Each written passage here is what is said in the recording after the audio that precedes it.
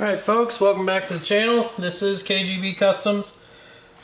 We intend to provide you with some of the finest custom guns to look at here on the YouTubes. We got a really excellent one in here today, built by Chuck Rogers Precision. This pistol is really in great shape. It was originally built by Chuck in 2005.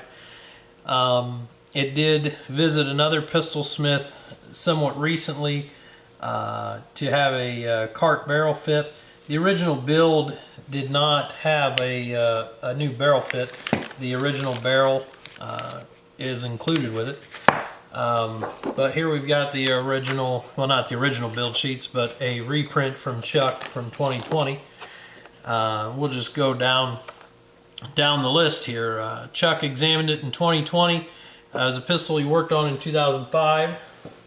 The pistol remained in excellent condition, showing very minimal use. He noted at that time the front tritium lamp was dead. The original work, it had a reliability package, of course, ream polished chamber, reworked frame feed ramp and throat to barrel mouth. A match bushing was fit, custom contoured. Ball cuts on the slide, which we see up here. He remachined the rear cocking serrations to sharpen them up, and then to match he machined front cocking serrations in, which I don't know that anyone machines front cocking serrations better than Chuck. Looking the gun over, we've got a modified and lowered ejection port with a live round relief at the front. Of course, the slide top has been flattened and serrated. We've got a double arrow pattern there, arrow in the back and front of the ejection port. Heine rear sight that's heavily beveled, which I can greatly appreciate. I like my rear sights heavily beveled as well. The gun, of course, has a dovetailed front sight. The dead tritium has been replaced. More on that in a moment. Bulletproof Wilson extractor, extended ejector. Rear of the slide has been hand serrated beautifully to match the rear sight. He's also hand serrated the underside of the slide stop here, which is a really nice feature for locking that slide open with your thumb, being able to get purchase on that. What else here? The slide stop has been shortened and re-rounded and bevel cut in the frame there, so you can still get it out.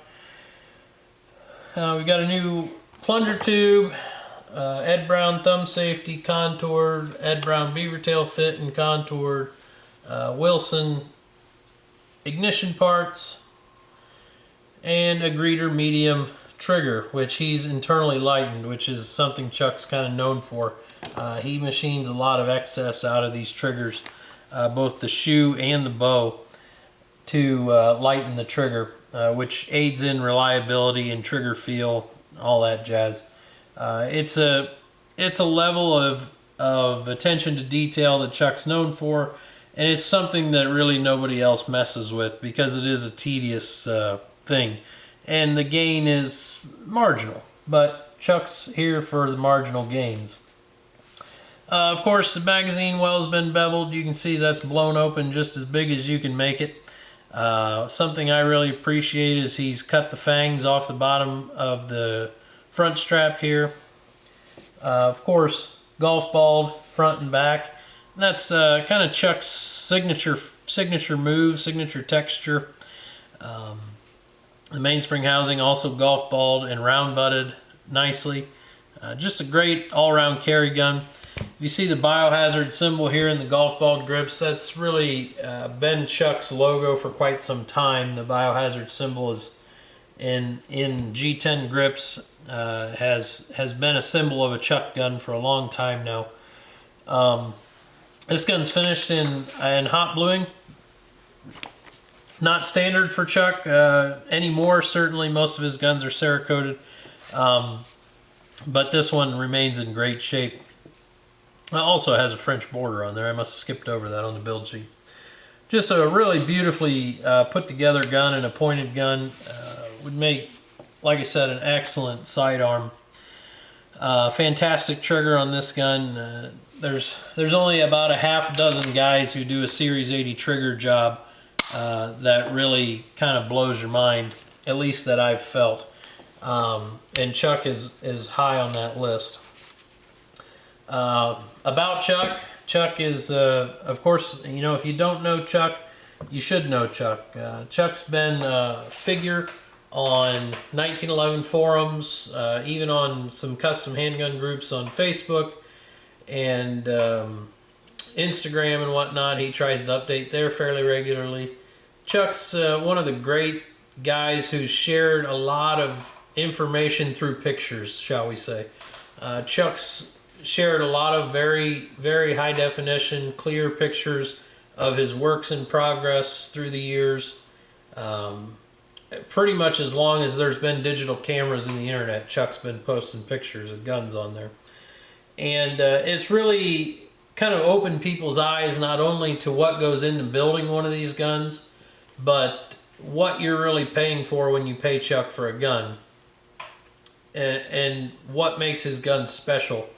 Because it gives you a view of it coming together and a view of the modifications that go into making one the way he wants them built. He's based out of Prescott Valley, Arizona. As far as I know, he's worked out of this same home shop the entirety of his career. I'm sure Chuck will correct me if I've got that wrong, but he's collaborated with a number of other pistol smiths over the years, including Lou Biondo. If you go back and look at our latest Lou Biondo video, the front strap serrations on that gun were done by Chuck. He's also, worked with Bob Rogers, the other Rogers, now retired, but really fabulous pistol smith that I hope to do a video on one of his guns one of these days. He did a lot of work with Nelson Ford early on, when they were both coming up in the Arizona action shooting scene, and they were both working on 1911s and I suppose growing into their own together in the 80s and 90s. Chuck's still building guns. As a matter of fact, he just posted pictures of a beautiful gun he just finished for a patient client recently here, last couple days. And the guns are really just nicely appointed fighting guns.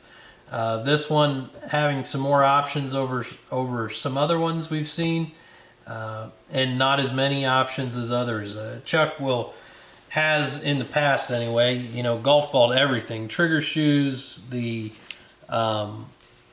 recoil plug, the slide stop, the mag release, the thumb safety. I've even seen the back of the slide be golf balled by Chuck, and the pad of the grip safety. All that is an immense amount of machine understanding and machine setup, and really his experience playing out on the canvas that is the 1911 pistol. And that's really, I don't want to speak for Chuck, but that's really all he works on is 1911s. I know he is into some other guns and posts about other guns he enjoys, but really his work has been focused on the 1911 from the beginning. He's, as I said, a figurehead of the big 1911 boards, 1911 Addicts and 1911forum.com. That's where I originally found Chuck myself and started poring over his images as a young aspiring pistol smith. And his images online, his posts online, and his explanations of things were really instrumental for a lot of young guys coming up in the more recent classes of pistol smiths, at least the ones who wanted to build highly functional guns that are comfortable to shoot and work. Chuck, his books have been closed, I don't know, probably as long as I've been paying attention. But a guy like him, with the years he has in the industry, he has a list of clients that'll buy anything he wants to sell them. And that speaks to his ability and how much his clients really love his work. This gun, said we'd get back to that barrel and that front sight. This does have a Cart National Match Barrel fit now. That Cart barrel was fit by Joshua Hamilton, a Hamilton Armory. For the most recent owner of this pistol, no real good reason other than the owner wanted a Cart barrel fit to kind of bring it up a level, and the front sight was replaced with one of these great HD yellow outline front sights. Nice bright sight, easy to pick up. But like I said, comes with the original barrel with Chuck's throat work in it, and the muzzle crown, of course, touched up by Chuck. But this barrel is fit very much in Chuck style, with a flush cut, high polished crown, nice high polished throat job in there, and really just an awesome piece from one of probably the best of this generation as far as building a functional fighting gun, I think so. If you guys have any questions, feel free to leave a comment down below. As always, thanks for tuning in. You'll see some videos pop up here at the end of the video, and the subscribe button. If you made it this far and aren't subscribed, you probably should subscribe. We've got more great content coming, and feel free to tune in to any of these playlists or other videos. We appreciate you. Thank you.